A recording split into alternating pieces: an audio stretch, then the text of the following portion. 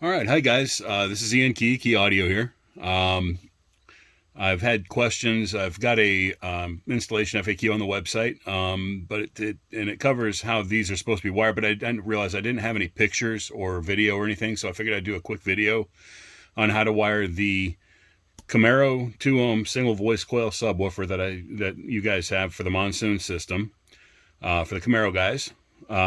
And we use the HD-6M DVC subwoofer in the Camaro because it can be wired at 2 ohms. And it can also be used in the Firebird. So that's why we did this particular design, because it can be used in either cars without having to produce a completely separate subwoofer from this. So anyway, I was going to show you quickly, even though most of you guys know how to wire stuff in parallel, I wanted to go ahead and do this so that you could see what was going on, okay? So anyway, laid out here is pretty much everything you need. This part's a little pain in the butt, but we'll get to that in a second. So with the dual voice coil subwoofer, and this is a single voice coil subwoofer, so what you're going to do is you're going to take a little length of wire. This one, I take red and black usually, so red and black. Try to keep it simple. All right, so one goes into the red terminal. Now, one thing you want to make sure of, see the length of this wire. This one is actually a little long. You don't want this to go through here and then ground out on the back of the frame of the subwoofer.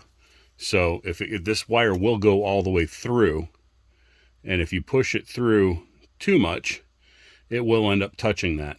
So you don't want to ground the positive out on that positive terminal, because you'll do a couple of things and possibly ruin the subwoofer.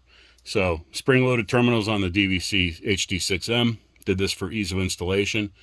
The Trans Am Firebird guys have that even easier, because they can connect this connector on theirs directly to this, and they got nothing to worry about. So it's a little bit easier install for them.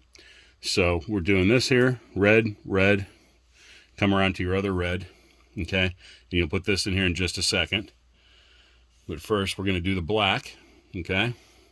And these are a little long. I got a little happy with how much I used, so I'm going to go ahead and fold that over and push in the terminal, insert that, release it, it locks it in, and bring that around to this side, okay? So now you have one coil already hooked up, and you've got your black and red wires, okay? So next thing we're going to do is take these black and red wires, which I've already took the liberty of stripping off. And what I like to do is go ahead and just twist these together, because they're going to go into the red terminal together. So go like this, and we're going to press this red terminal button right here, and we're going to slide that right in there. Well, at least I think we are. Hold on. I think it's a little tight. So there we go, right in there. So that's in, it's locked in place. And we do the same thing for the black. Right here. Twist together. All right. And come up here. Press down. Insert. Don't make any jokes, guys. All right, so there's that. So now you've got, this is now wired in parallel, black to black, red to red, and you've got your provision here for this terminal here. And I was a little liberal with the length. We can probably shorten that up, or you can lengthen it, doesn't really matter. But that's how you do that. This part gets a little tricky. Sometimes you can insert this, there's a little thing down inside of here that you're probably not going to be able to see, but it's a tab that goes into this frame. There's a notch behind here, and it inserts in there. And sometimes I can get in here and pry down on it, and sometimes I can't. No, that actually slid up. Hold on, like it's supposed to.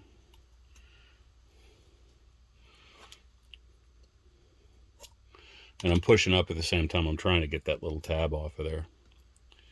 And if I can't get it, it doesn't really matter, because but this is the part you're reusing. So I'm going to cut to the chase and just grab this thing right here and twist from side to side.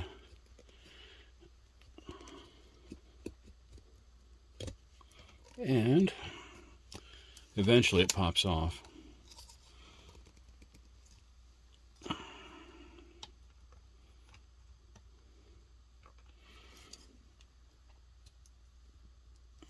There it goes.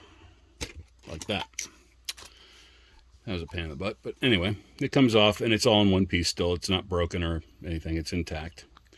So you got your wires here. Now notice they're not marked. So here's the thing with this.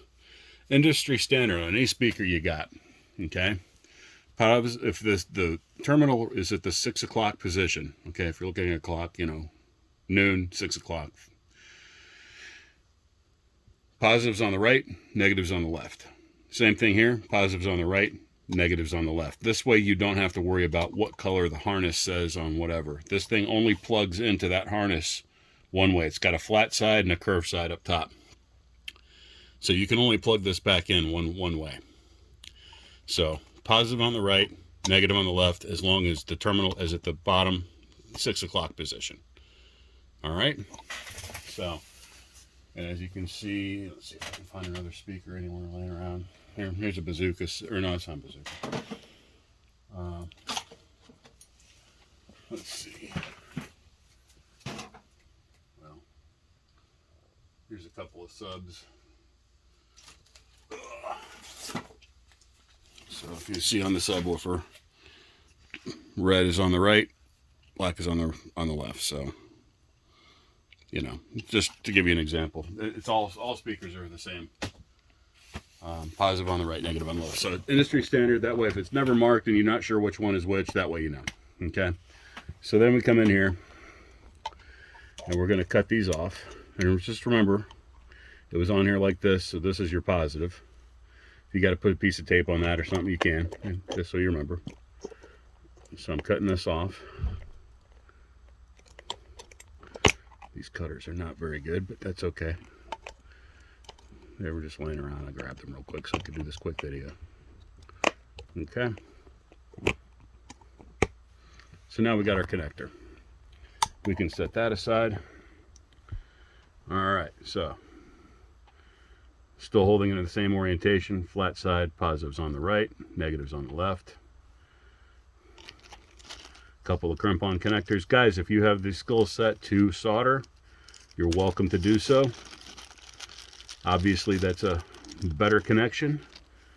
But, you know, not everybody has that skill set, so I try to do it the simple way that is still effective and works. So, you know, not everybody can do that.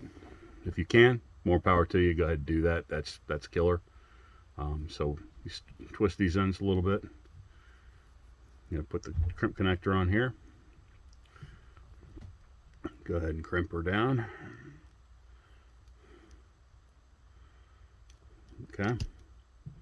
So that's now on there. Go to the other side, same thing. Kind of twist it to make sure it's going to slide in there easy.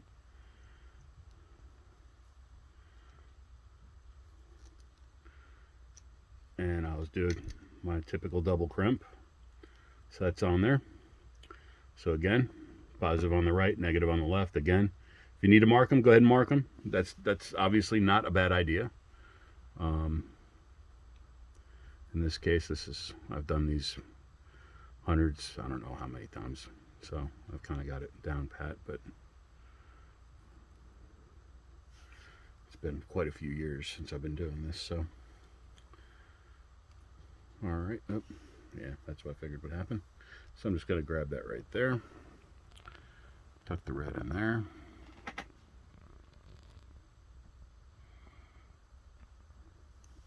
Crimp it down. Double crimp. Same thing with this side, just hold it in place. Found my wire again, which is now eluding me. Again, kind of fold this over a little bit, just give it a little more meat. Insert. Grip down, grip down again, slide those out of the way, and there you go. Now you've got the connector attached to this, okay? And you can take this, you know, usually I like to run a little electrical tape around this here, or maybe even some shrink tubing, you know, slide it on first and then bring it down, and that keeps this kind of stable versus this kind of hanging out, kind of moving around stuff, and that works pretty good. So now you've got this ready to install back into there, and this plugs back into the stock harness, so you're not cutting the harness or anything like that. You're simply, this subwoofer is no good anymore. We're replacing it with a much better subwoofer anyway, and then you can just plug it right back in. But again, I like to do something so this is a little more stable. You can do whatever you need to do, but this is the correct wiring for that. So now it just plugs right back in. Parallel wiring, single voice coil. It is now at 2 ohms. All right, guys. Thank you very much. Hope this helps you out. Have a great day.